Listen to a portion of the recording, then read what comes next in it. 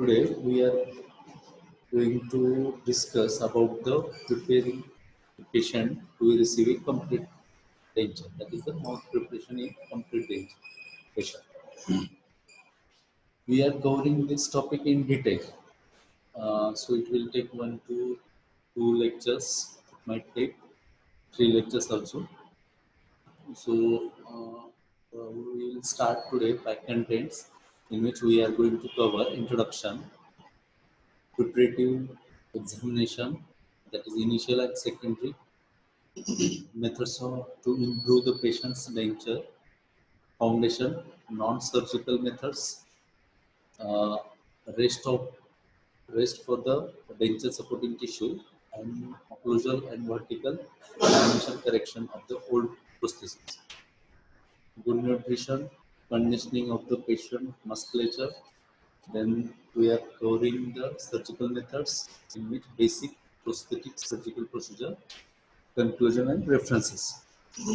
In introduction, we are going to tell about the prosthetic surgeries. The prosthetic surgery was born in 1853 when the Willard advocated that the reduction of the interdental gingival papilla and the alveolar margins after a dental extraction. A thorough examination of a mouth prior to construction of the complete denture is necessary to identify potential problem areas.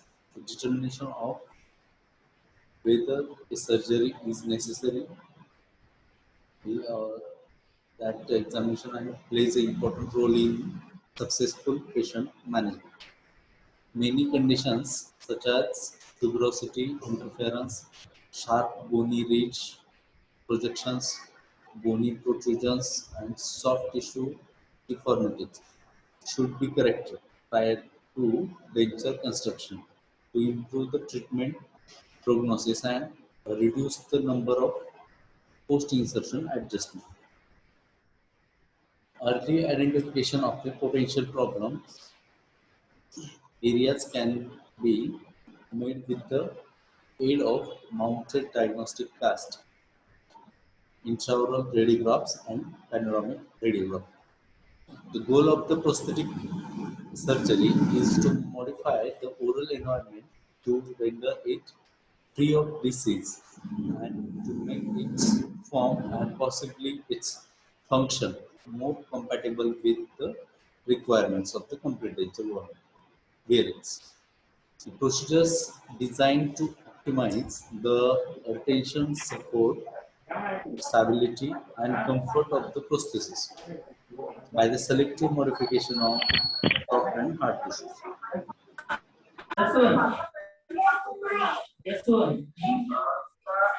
Hello, audible? Hello.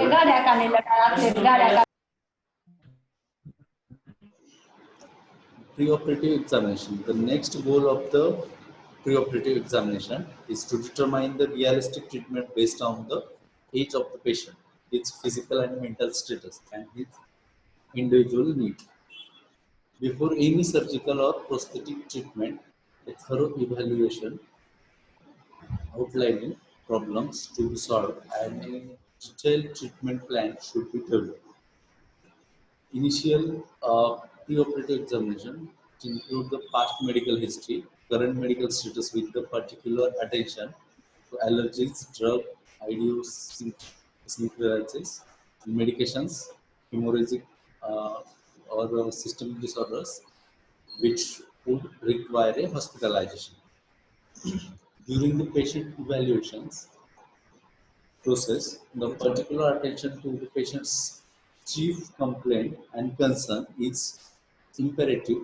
A thorough understanding of the past medical history is mandatory in the treatment and evaluation of any patient. A current or previous history regarding the patient's success or failure at maintaining a previous prosthetic devices is also necessary. Careful attention to patient's aesthetic, functional, cognitive, and physical ability to participate with the reconstructive plan, a crucial to the success of future restorations and overall patient satisfaction. Evaluation process should include comprehensive workup of the patient's predilection for the metabolic disease, including the serum calcium phosphate, then albumin, alkaline phosphatase, and the calcitonin levels. For the prosthetic appliances, the patient's attitude for maintaining oral hygiene should be taken into account. The additional radiographic studies, that is the pantographic radiography, periapical radiography, that is the IOPA for screening, lateral jaw and the occlusal radiography, cephalometric radiography. Uh, Pantographic radiography means OPG, and the cephalometric radiography means which we draw in the lateral cephalometric. They help us to determine the amount of bone, quantity of bone. That means these X-rays mainly help in the how much quantity of bone is available there. Then quality of bone, how dense or how resolved bone is there, we can identify. Then amount of bone, width of bone, height of bone. In this way, this helps to determine the presence of any lesions, bony trabecular pattern, the distance of the neurovascular bundle from the alveolar crest, level of the mental foramen, and the size and pneumatization of the maxillary sinus can help in the treatment plan.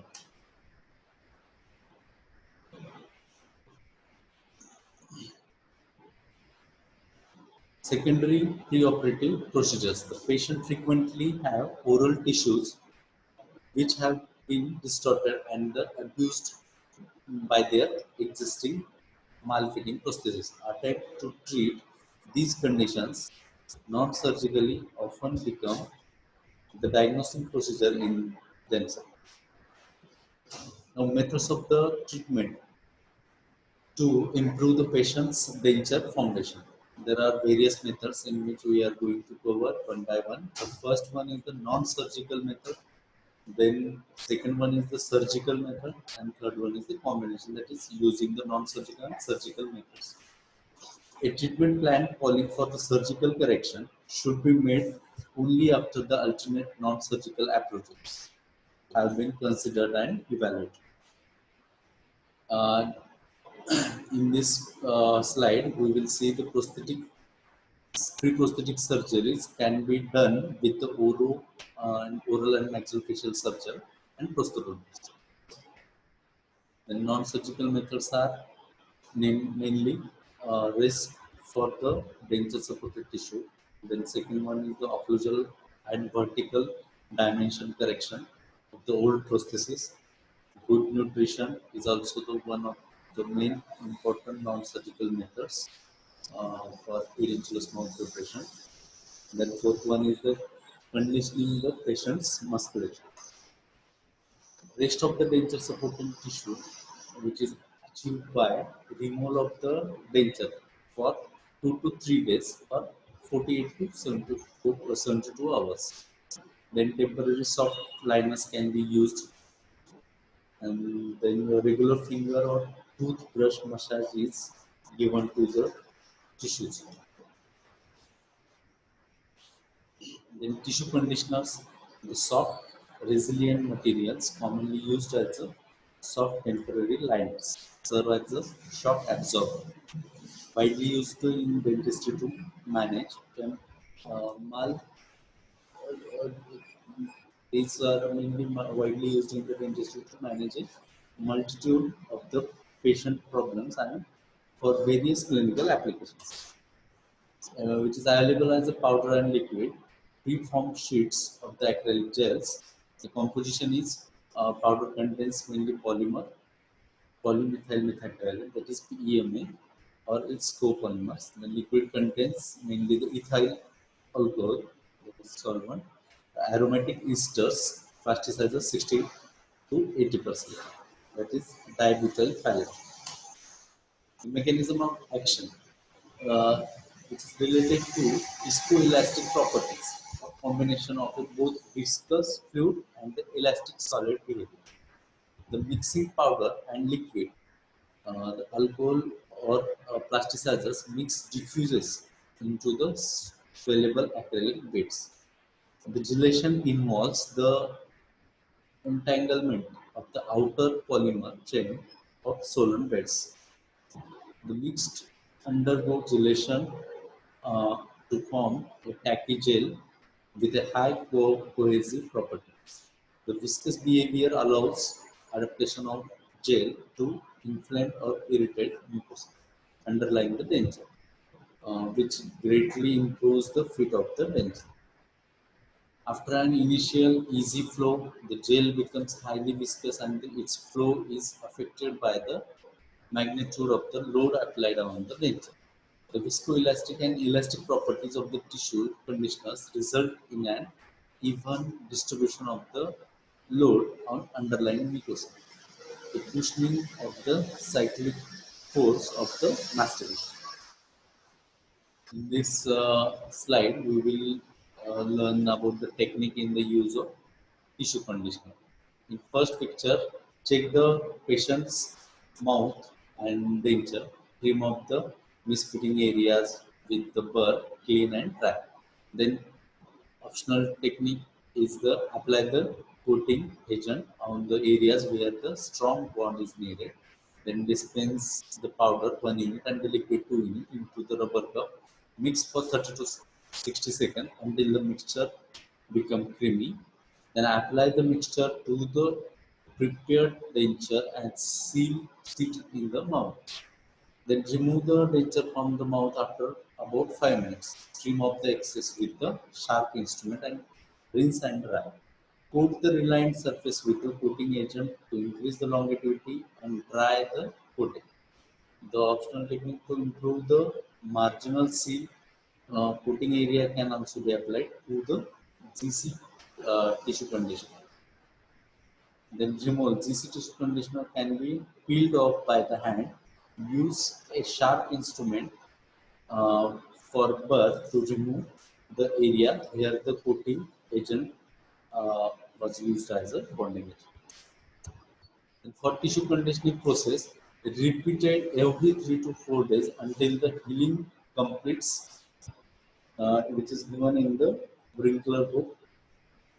Indications: the treatment and conditioning of an abused, irritated dentures, supporting tissue, lining ill-fitting dentures for provisional adjunct, adjunctive diagnostic purpose.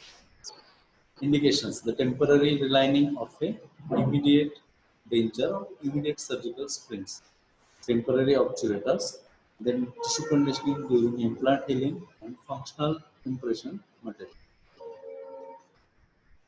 Occlusal correction of a old processes. These all are non-surgical methods. We are seeing it one by one. Now coming to occlusal correction of a old process. An attempt should first be made to restore an optimal vertical dimension of the occlusion. This step enables the dentist to prognosticate the amount of vertical facial support that the patient can tolerate, and it allows the presumably deformed tissue to recover. Tissue treatment material also permits some movement of the denture base, so its position become compatible with the existing occlusion, apart from the allowing the displaced tissue to recover their original form. Necessary to correct the extent of the tissue coverage by the old denture base, so all usable supporting tissue is included in the treatment. Then coming to next point of non-surgical method, that is the good nutrition. A good nutritional program must be emphasized for each edentulous patient. Is specifically important for the geriatric patient. Geriatric means old patient whose metabolic and masticatory efficiency has decreased. As you know, all that metabolic and masticatory efficiency is mainly decreased in the old patient. Then coming to next point, conditioning of the patient's musculature. Use of the jaw exercise. permits the relaxation of the muscles of mastication. As you all know, there are four mainly muscles of mastication. That is the temporalis, middle pterygoid, lateral pterygoid, and one more. Anyone? Masseter. These are the four muscles of mastication. We and strengthen the coordination as well as help to prepare the patient psychologically for the prosthetic services.